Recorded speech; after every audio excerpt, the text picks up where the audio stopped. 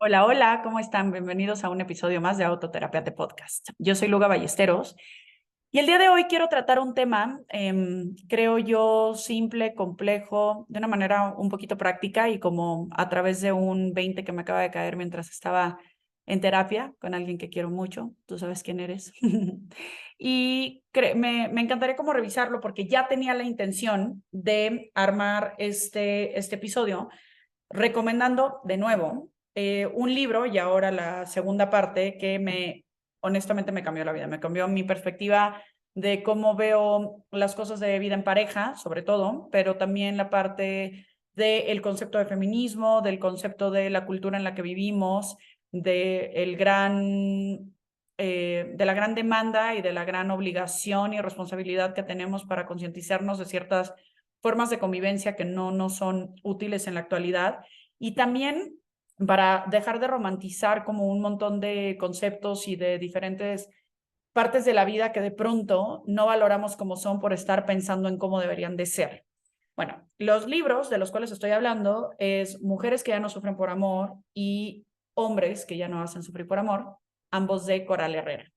Y estos libros para mí han sido profundamente reveladores, sobre todo en el tema, insisto, como de la parte de la relación entre hombres y mujeres con asuntos de género y demás. Son libros que recomiendo locamente, hombres, mujeres, no importa con lo que nos identifiquemos o el tipo de relación o de sexualidad que tengamos. Me parece súper útil porque creo que vivimos en una cultura altamente patriarcal en el sentido de la visibilidad de la masculinidad y de la feminidad desde diferentes limitaciones que de repente nos envuelven como esclavos de asuntos que nos sentimos culpables por sentir o de ideales que vamos trazando y que no nos permiten realmente pues, revisar lo gozoso que tenemos de nuestra vida actual. Y la razón por la cual hablo de esto, y creo que voy a tocar un tema que no he abierto como tal en el podcast, pero me parece importante, este libro me lo sugiere mi terapeuta posterior a mi divorcio. Y la verdad es que hace rato estaba en terapia y de pronto iba a confesar que desde que me divorcié me sentía mucho más agradecida con la vida y mucho más feliz. Y creo que eso pudiera derivar a consecuentar entonces que mi divorcio o que la razón de mi falta de felicidad, de gozo o de alegría previamente, pues era mi matrimonio. Y la verdad es que me doy cuenta que no es así, que no es que genuinamente fuera esta persona o esta relación o este contexto de vida el que no me tenía como en tanto gozo y plenitud, sino que mientras estaba en esa otra vida en la cual formé parte, creo que idealizaba un montón de cosas acerca de cómo se tenía que ver la vida perfecta, acerca de cuál era el cuerpo que me iba a hacer feliz, acerca de cuál era la relación de pareja que era realmente linda, acerca de cuál era la casa ideal o de cómo se veían los hijos que eran como presumibles. Y creo que empecé a confundir mucho la felicidad con las expectativas o con la alegría. Creo que hoy puedo como separar bastante las diferencias entre alegría y felicidad y como en mis conceptos personales la alegría es una emoción, así como el enojo, así como la tristeza, así como el miedo, así como la decepción, el gozo, el disfrute, la calma y un montón de emociones. Y como buena emoción tiene la característica inherente de llegar e irse de una manera bastante ágil. No tengo el dato preciso de cuánto dura una emoción, pero estoy segura que no son menos de algunos segundos. Y que si esta emoción se sostiene, pues es porque la estamos como conteniendo y reforzando. Y entonces de pronto tener este concepto de felicidad como alegría, entonces confunde. Y creo que todo esto viene desde una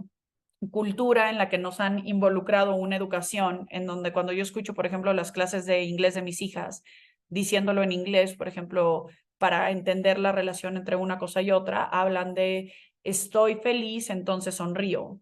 estoy enojado, entonces pataleo, estoy triste, entonces lloro, ¿no? Y entonces esta serie de conceptos acerca de si me siento así, entonces hago esto, de pronto limita o me hace sentir culpable de que si me siento de una forma, entonces no me puedo expresar de una manera diferente. Y creo que la alegría como tal es un estado de ánimo en el que comúnmente pues existen sonrisas, existen risas, existe tal vez cierto grado de euforia y existe como un concepto de felicidad, en donde si pensamos en felicidad, tal vez lo más fácil que venga a nuestra mente sea una persona sonriendo o una happy face o algo así que nos diga, esto es felicidad. Y creo que la felicidad en realidad no es como tal un estado de alegría constante. Primero, porque la alegría no se puede sostener por demasiado tiempo. Y segundo, porque la felicidad también contiene momentos de neurosis, momentos de crisis, momentos de duda, que eventualmente nos ayudan a echarle luz a esas sombras que no estamos dejando ver. Creo que la felicidad contiene momentos de enorme enojo en donde pusimos límites. Creo que la felicidad contiene enormes momentos de cotidianeidad y simpleza, ¿no? Y en esa cotidianidad y simpleza, de enorme calma y de una sensación de paz. Y creo que ahí es donde está el asunto realmente de la felicidad, como de en una contemplación global de las cosas más allá de una romantización y mitificación de lo que realmente significa ser feliz. Digo todo esto porque cuando yo leí el libro de Mujeres que ya no sufren por amor y literal su eslogan dice transformando el mito romántico, me detuve a pensar en todas las expectativas con las cuales me casé. Casé literal de matrimonio y casé en el corazón o apegué, ¿no? En todos los ideales románticos que percibo y que he pues discutido varias veces en el podcast con respecto a lo que vemos en redes sociales, lo que vemos en las fotos, incluso lo que vemos en la comida familiar, en donde solamente se ve una fase o una cara de la moneda de las relaciones de familia y cómo de pronto eso nos puede hacer sentir profundamente miserables.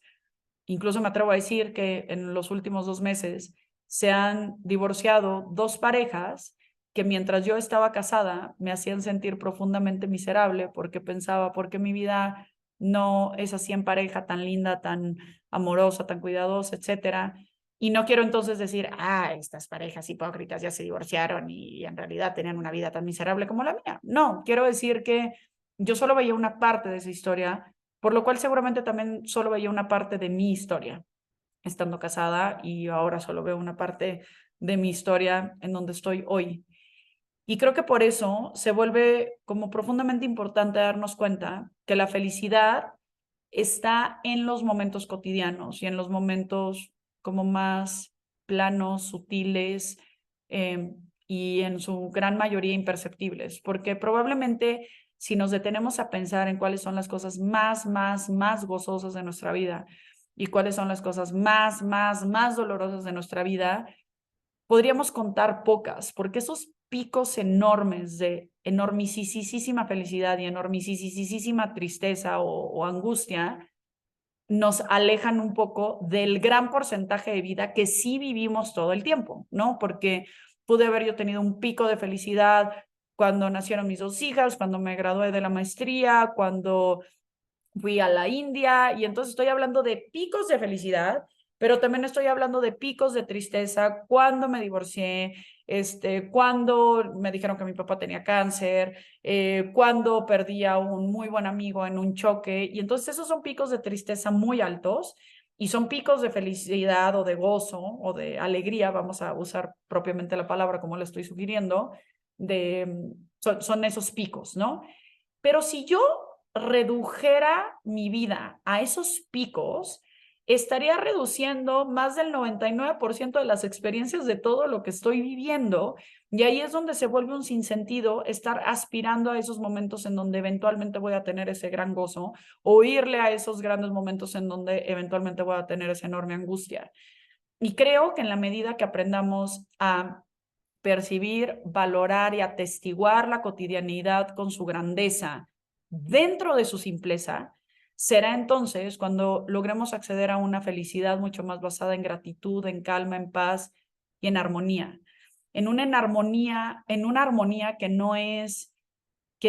perfecta y en una armonía que no es siempre vibrando alto, ¿no? Sino en una armonía que gracias a que hubo ese momento álgido, entonces puedo valorar este momento de calma. Y gracias a que disfruté ese fluir natural en el que pude desayunar con gusto, entonces ahora puedo entrar a una junta en la que de pronto me van a sacar de quicio o me saldré yo sola de ese quicio, ¿no?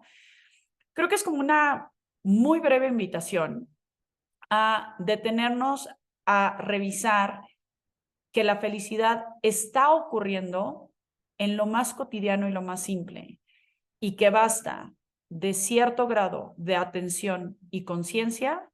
para capturarlo, guardarlo en nuestro corazón, hacerlo nuestro y alcanzar a cargarnos de batería con ello para que luego entonces llegue el madrazo, porque de que va a llegar, va a llegar. Nos vemos en el siguiente episodio, espero que lo hayan disfrutado. Les mando un beso enorme.